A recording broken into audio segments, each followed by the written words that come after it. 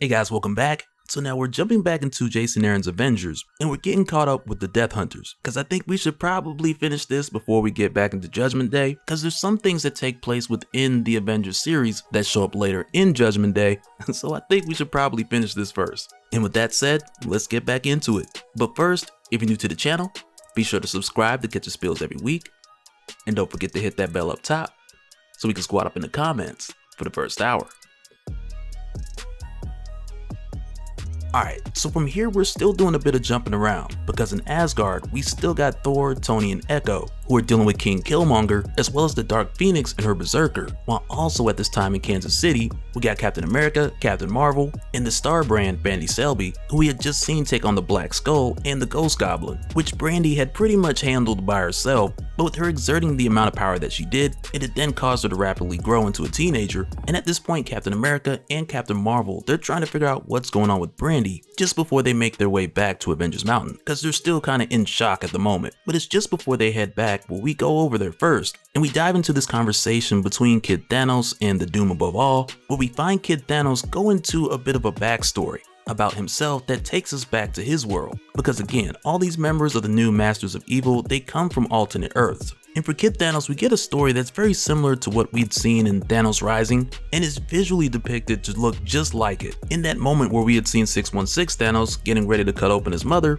in order to get the secrets about who he is and cut it out of her. And for this Kid Thanos, who's given a very similar story, but we find out for him, in his case, that he had been recruited by the Doom above all shortly after he had killed his mother, and his encounter with Mephisto, as well as the Avengers 1 million BC that we talked about in Avengers issue 750, those events had taken place before this as well, with him already taking the path of killing half a dozen Eternals, which then evolved to him using time travel in an attempt to go back to prehistoric Earth and kill a Celestial. For research purposes, of course. But with him telling the story, this lets us know how Kid Thanos, after getting sent back to his world in his time when he was defeated by the prehistoric Avengers, he came back thinking that he had looked everywhere to get his answers. And this is what led him to cutting open his mother, with him thinking like, this is it, this has got to be where I'm going to get my answer. And it's in this conversation with him sharing all of this with Doom Supreme, or the Doom above all, where Kid Thanos expresses that he feels like the blood of his mother is still on him. But at this point, the Doom above all, he's working on a spell, so he's more or less telling Kid Thanos to shut up so he can concentrate. But Kid Thanos, he just goes on anyway. And it's here where he tells Doom Supreme that the Sticky One told him that Doom had sacrificed someone precious to him, and that Doom's armor is forged of his lover's skin. And though in this moment Kid Thanos, he doesn't ask Doom Supreme to go into details, but he does ask him, was it worth it?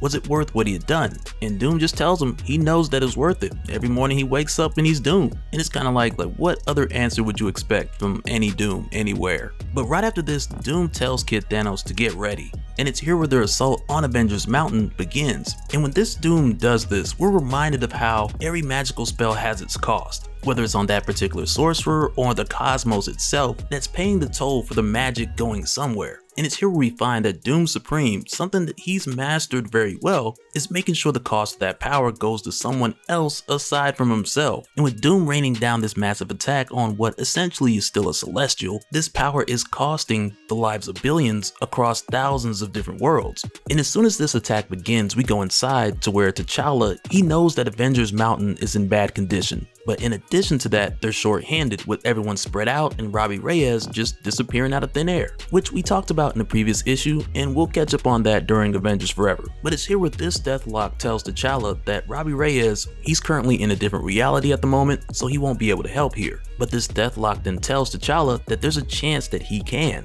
if he's allowed to interface with the Celestial directly. But on top of this, he tells T'Challa that, I know you're gonna say you only met me a moment ago and you have no reason to trust a random Deathlock. And he knows that T'Challa is gonna say this because Avenger Prime told him that T'Challa would. But in addition to this, Avenger Prime also told this Deathlock that T'Challa would trust him, and he would know that everything that this Deathlock has said to be true, because all of the Deathlocks are dead, for starters. But with T'Challa being the king of the dead, they cannot lie to their king. And that's how T'Challa knows right away that this guy can help and that he's not lying. But I also want to say that right now there's like this hovering mystery of who is Avenger Prime. because this is something we'd seen a version of in Mighty Avengers Volume 2 Issue 14, when the ancient sorcerer Kalu merged the Mighty Avengers, which included Blue Marvel, Power Man, White Tiger, Jessica Jones, Blade, She-Hulk, the Spectrum, and others, in order to face and defeat Deathwalker Prime. But this is something that happened for a short moment during the second half of issue 14, and it was a quick fight, to where not long after, all of these Avengers had just went back to their regular selves. But this time around, it's given to us in a way that seems like it's being done a bit differently.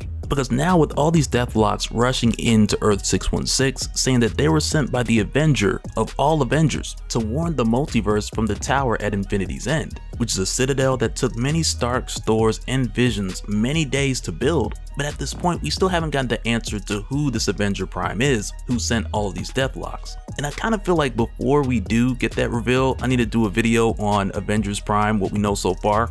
And I don't even want to say about him, because the Deathlocks, they often refer to Avengers Prime as a they. But let me know if you guys want me to go back and talk about that in a video, or if you'll be interested, because it kind of does set up everything that's happening here. But with getting back into the Death Hunters, it's here where T'Challa agrees to allow this Deathlock to interface with the Celestial, when he then turns to tell Namor and Valkyrie, Jane Foster, that they're all pretty much on their own here. So he's gonna need their help to get this Deathlock to the Celestial's brain so he can interface with it. And right away, Jane, she's ready to help, but Namor, he's still on some I'm here because of a favor type mess. But eventually Namor reluctantly agrees to help because parts of the Celestial are falling into the sea. So from there, Namor's kind of like, alright, you just point me at something to punch and I'll do what I do. And at a moment's notice, Kid Thanos then shows up, swooping right into Avengers Mountain, only to then get Imperious Rex'd right back out. Which reminds me of our recent Imperious Rex discussion during Maestro World War M, which recently I did a bit of an extended explanation of during the Maestro World War M big spill. So as far as that goes, if you know, you know. But with Namor taking on Kid Thanos, this gave Valkyrie some time to take the Deathlock along with Mr. Horse so they could follow the Celestial spinal nerves up to its brain so that the Deathlock can handle its business. But also, while they're making their way, Black Panther, he's taking the time to prepare for Doom. And speaking of Doom, we quickly find that he's made his way into Avengers Mountain as he stops the Deathlock and the others from making their way to the Celestial's brain. But even with them getting caught off guard, Jane, she thinks quick and she calls forth Unyarn to carry the Deathlock the rest of the way while she holds off Doom. And Doom Supreme realizes that Jane had given up a lot of leverage by sending the all-weapon with the Deathlock and staying here to fight him without it. But initially when Doom Supreme hits Jane with a blast, to where all really told us that it cost the lives of 100 monks. But when Doom hits her with it, she just walks right through it. And we come to find out that this is mainly because many of Doom Supreme's spells, they come from a form of necromancy. But with her being a Valkyrie, this makes her impervious to his attacks, which then causes Doom Supreme to strip Jane of her power, telling her that he is death, which makes him the master of any Valkyrie, which then leaves Jane mortal, suffering in her human form. But then Mr. Horse then swoops back in, giving Doom a mean headbutt followed up by some skibbity paps. But Doom Supreme doesn't put up with much of this before he steps it up. But fortunately at this time, Jane and Mr. Horse get some help, because it's here where T'Challa jumps in with this Red Panther upgrade, which has armor of metallicized Orisha blood with stone fragments from the Wakandan necropolis on his knuckles. Like when T'Challa said he was preparing for Doom, he wasn't playing. And it almost seems like in a way that this Red Panther suit, it's been an idea that was crafted because of Wakanda's history with the Doom from this universe. And I mean, it's either that or T'Challa's just now reading Justice League issue 41, to where he was like, what? Red Lion? Hold my beer. But at this point, with Deathlock reaching the brain of the Celestial, the all-weapon then makes its way back to Jane, restoring her power, while T'Challa keeps Doom Supreme occupied. While in the meantime with Namor, he's telling Kid Thanos that back when he was king of Atlantis, he forbade the abuse of children. But now, since Namor is no longer king, and this Kid Thanos technically isn't a child, he's Thanos, which for the Avengers, it's always been one of those things to like, when you're fighting Thanos, there tends to be a lot of adjusting one's morals, as well as sketchy justifications made for young Thanos. But as you would expect, Namor is going to be honest either way. And he's like, yeah, I'm doing this to save the world, but I'm also going to enjoy it too. But when Kid Thanos then stabs him in the neck, this quickly calls for a change of plans on Namor's part. Because with doing this, Kid Thanos then gets away and makes his way back into Avengers Mountain with the intention of performing a celestial autopsy. And as Kid Thanos makes his way in, we see that the Deathlock is having trouble getting the Celestial to wake up, with him saying that the orb is dead, the fist of the beast is risen, the great red flood is coming, the drowning of all that is. Wake up, God, what are you so afraid of? And it's right away here where Doom Supreme makes his escape, as well as Kid Thanos, who Namor had just caught up to. And as soon as the two of them get out of here, T'Challa, he knows that something isn't right, because there's no way that these two would have just left while leaving the Deathlock still here. And it's right then when they notice that Avengers Mountain has been rigged to explode, we find that the Deathlock has failed at awakening the Celestial Ghost, and at this point there is no time to try anything else. So quickly T'Challa tells everyone to get out, and then boom, there's just massive explosions all over Avengers Mountain, which from here takes us into the conclusion that we'll get into on the next one.